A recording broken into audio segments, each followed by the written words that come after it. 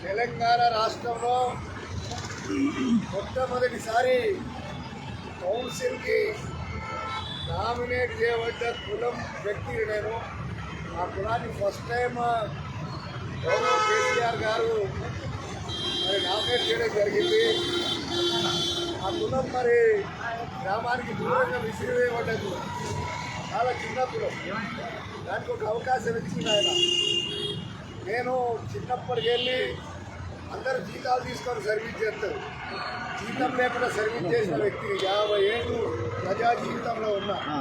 అన్ని సమస్యలు నాయని ఎవరికైతే ఎవరు దిక్కులేరనే పరిస్థితుల్లో సత్యనారాయణ నిలబడ్డాడు. వాళ్ళ కోసం పోరాటం చేసింది. అనేక పోరాటాలు చేస్తూ ప్రజల పక్షాన నిలబడి అనేక ఉద్యమాలు చేసి సాధించింది. అనేక చరిత్ర కలిగిన వ్యక్తులు. మరి ఆనాడు మన ప్రభుత్వం బాగా యాక్టివ్గా మీద ప్రజల కోసం పనిచేస్తారు, సామాజిక వర్గాల కోసం చేస్తారు, సమాజంలో ఉన్న సమస్యల మీద ప్రయత్నం చేస్తాడు, నా పోరాటం చేస్తాడని ఒక మంచి ఉద్దేశంతో కేసీఆర్ గారు నా పేరుని నామినేట్ చేయడం జరిగింది. అయితే దాన్ని కారణం ఏదైతేనేమి ఆ రోజు రిజెక్ట్ చేయడం జరిగింది. రిజెక్ట్ చేసిన విషయాన్ని మీ అందరూ చూసిండ్రు. మరి మేము కూడా కోర్టును ఆశ్రయించడము, నిజంగా నేను కూడా కోర్టు గౌరవ జడ్జి గారు ఆ టీం అంతా కూడా ఇంత క్లియర్గా తీర్పిస్తారని నేను కూడా అనుకోలేదు. ఎందుకంటే ఈరోజు ఉన్న అనేక రకాల ఒత్తిళ్ల మధ్యన మరి ఆయన అంత పెద్ద నిర్ణయం ఇచ్చిందంటే గొప్ప నిర్ణయం చేసినట్ల భారతదేశంలో తెలంగాణలో న్యాయం ఇంకా బతుకుంది. పేద ప్రజల పక్షాన ఖచ్చితంగా న్యాయం తీర్పు వస్తుందనే ఒక నిర్ణయాన్ని ఆయన ఈ కేసులో ఇవ్వడం నిజంగా నేనైతే జీవితకాలం సమాజంలో ఉన్న అనేక సమస్యల మీద పోరాటం చేస్తున్నా. కానీ ఈరోజు తీర్పు చూస్తూ ఉంటే నిజంగా దేవుడు ఉన్నాడు, న్యాయం ఉన్నది, గరీబుల పక్షాన తప్పకుండా వస్తుంది అని భాష మాత్రం తప్పకుండా కలిగింది. మరి ఈనాడు సీజే గారు ఇచ్చింది, మనం హైకోర్టు ఇచ్చినటువంటి తీర్పుని తల్లి మా గవర్నర్ అమ్మగారు అన్నీ లేవు, ఏమీ లేదు, కోర్టు తీర్పు వచ్చింది. మీద వాళ్ళు జెన్యూన్ పర్సన్స్ వాళ్ళకి అవకాశం ఇవ్వాలనేది మేము అనుకుంటున్నాం. అమ్మగారు మా మీద దయ వచ్చి మా కులాల మీద, I am from tribal community, Yerukala చాలా ట్రైబల్లో కూడా చాలా చిన్నది, ఎవరు ఎక్కడ చిన్న నామినేషన్ పోస్ట్ కూడా మా కులానికి ఇస్తలేదు. ఇంత ఒక అవకాశం వచ్చింది సభలలో మాట్లాడి చేయడానికి. కాబట్టి ఆమెనే రక్షకురాలు. గవర్నర్ గారు అంటే ట్రైబల్స్కి రక్షకురాలు ఆమెనే కాపాడాలి, ఆమెనే రక్షకురాలు. కాబట్టి ఒక అవకాశం వచ్చింది, తప్పకుండా ఆమె అవకాశం ఇస్తుందని ఆశతోని నా బయోడేటా అన్నీ కూడా ఆమెకు మళ్ళొకసారి నేను సమర్పించడం జరిగింది. అమ్మగారు వాటిని పూర్తిగా పరిశీలన చేసి తప్పకుండా న్యాయం చేస్తారని ప్రజల పక్షాన, మీ అందరి పక్షాన, పేద ప్రజల పక్షాన అమ్మవారిని వేడుకుంటున్నాను.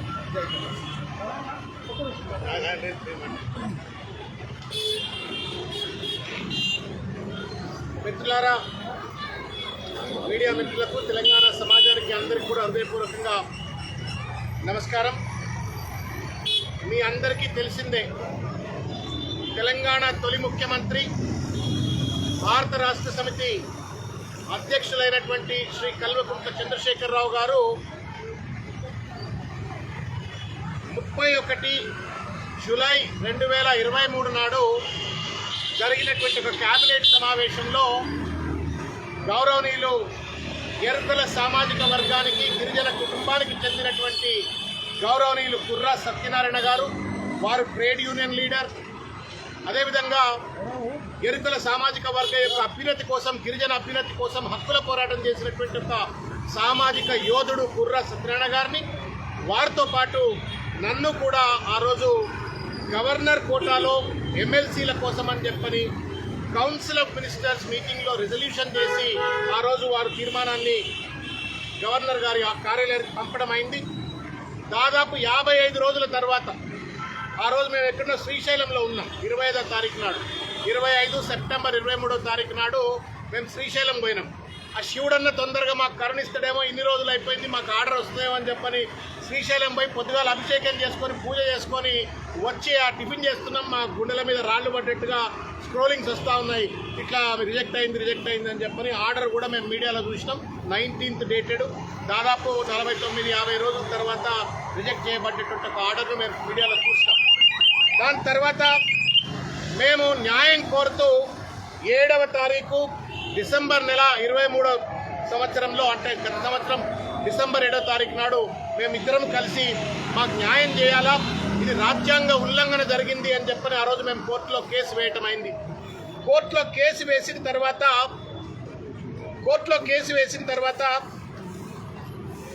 కోర్టులో సబ్జుడైజ్ మ్యాటర్ ఉన్నటువంటి ఒక సందర్భంలో ఇప్పుడున్నటువంటి ఒక రేవంత్ రెడ్డి గారి ప్రభుత్వం 27వ తారీఖు నాడు మళ్ళా ఒక ఇద్దరు వ్యక్తులు, ప్రొఫెసర్ కోదండరామ్ గారు పెద్దలు ఆమీర్ అలీ ఖాన్ గారి యొక్క పేర్లను పంపించి అది ఇమీడియట్గా ఓవర్ నైట్లో దాన్ని అప్రూవ్ అయిపోయింది, గజెట్ కూడా వచ్చేసింది.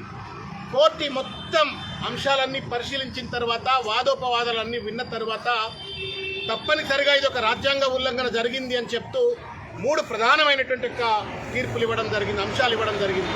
ఒకటి, ఏదైతే 19 సెప్టెంబర్ 23 నాడు గవర్నర్ గారు ఏదైతే ఎమ్మెల్సీల మా యొక్క నామినేషన్స్ని ఏదైతే రిజెక్ట్ చేసిండ్రో ఇది రద్దు చేస్తున్నాము, క్వాష్ చేస్తున్నాము అని చెప్పని దాన్ని రద్దు చేయటమైంది.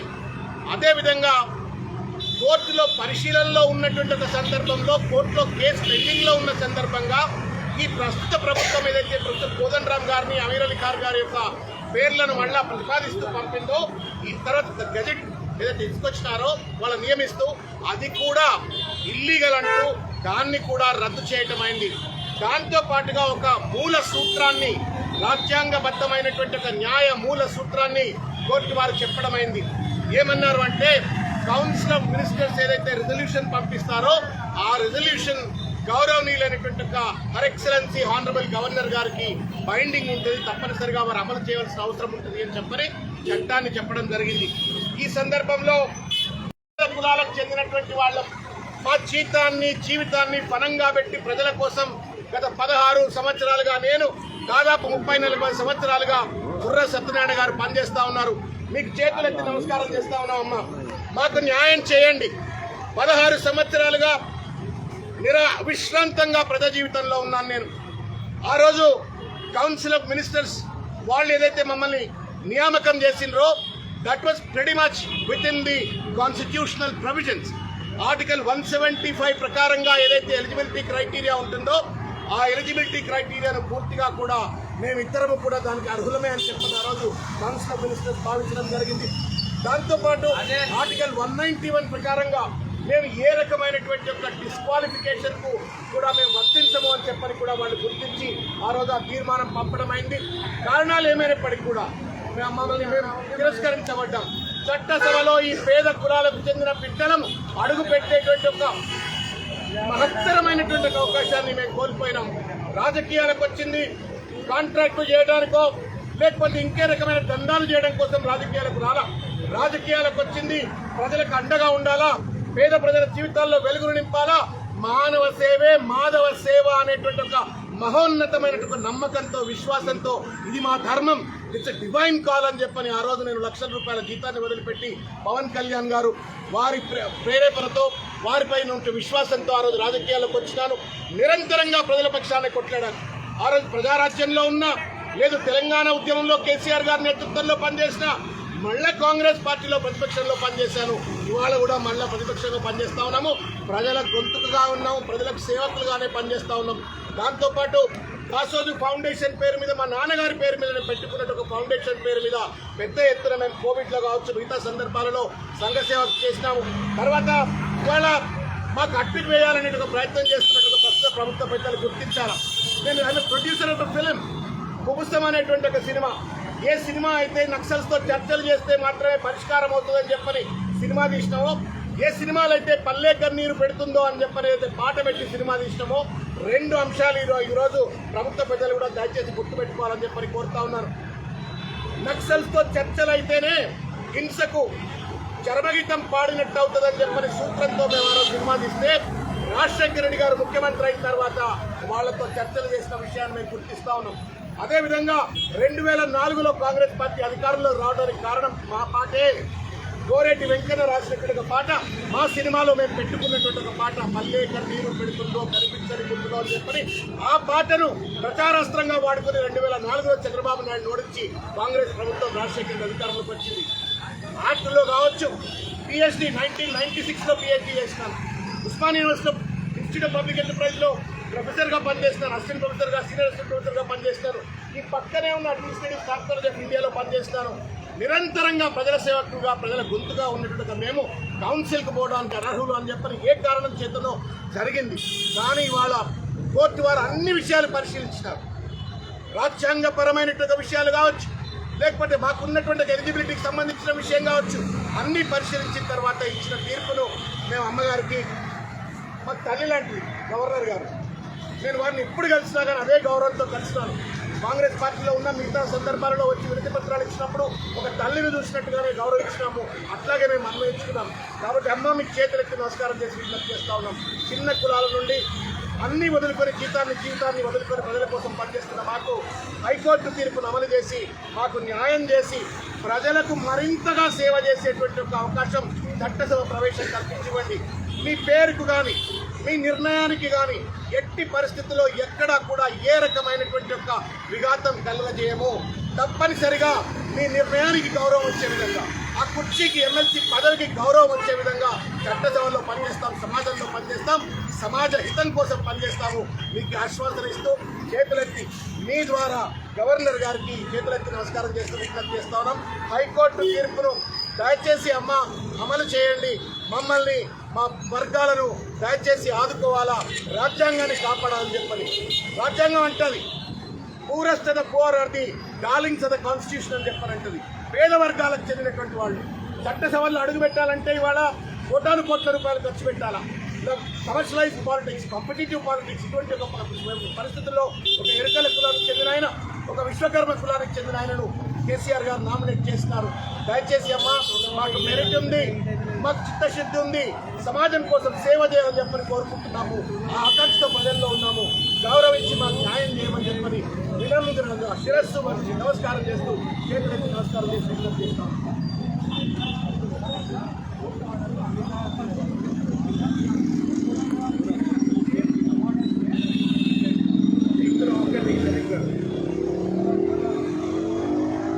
గౌరవనీయులైనటువంటి గవర్నర్ గారు 19 సెప్టెంబర్ 23 నాడు ఏదైతే మమ్మల్ని రిజెక్ట్ చేసిందో ఆ రిజెక్ట్ చేసినటువంటి ఒక ఆర్డర్ రాజ్యాంగానికి వ్యతిరేకము అని దాన్ని రద్దు చేస్తున్నారు.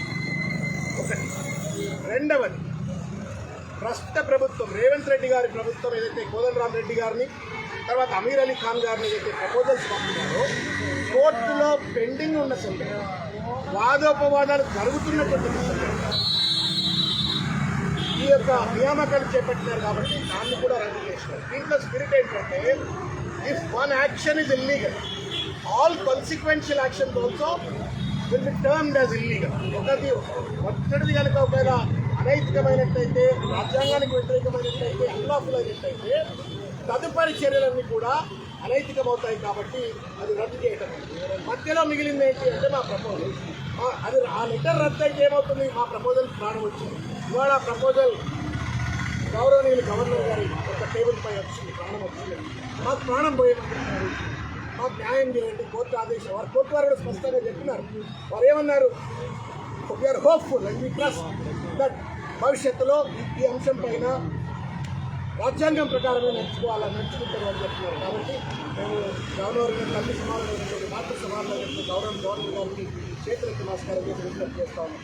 సిన్స్ ప్రపోజల్ బికమ్ అలైన్, వారిది రద్దు అయిపోయింది, రిజెక్షన్ రద్దు అయిపోయింది, మా ప్రపోజల్ లైవ్లో. కాబట్టి దానికి న్యాయం చేయండి, దానికి గర్వబద్ధమైనటువంటి నిర్ణయం తీసుకొని మాకు చట్టసభ ప్రవేశం కల్పించండి అని చెప్పని చేతులెత్తి నమస్కారం చేసి విజ్ఞప్తి చేస్తా ఉన్నాము.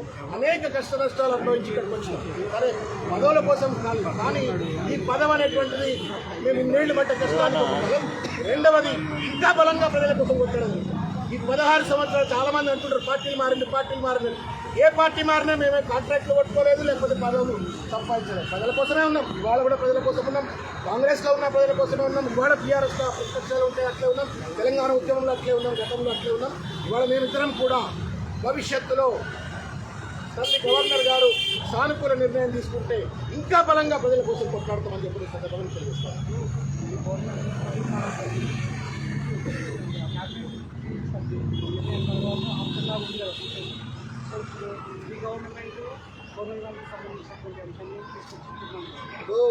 నేను చూశాను ఇవాళ.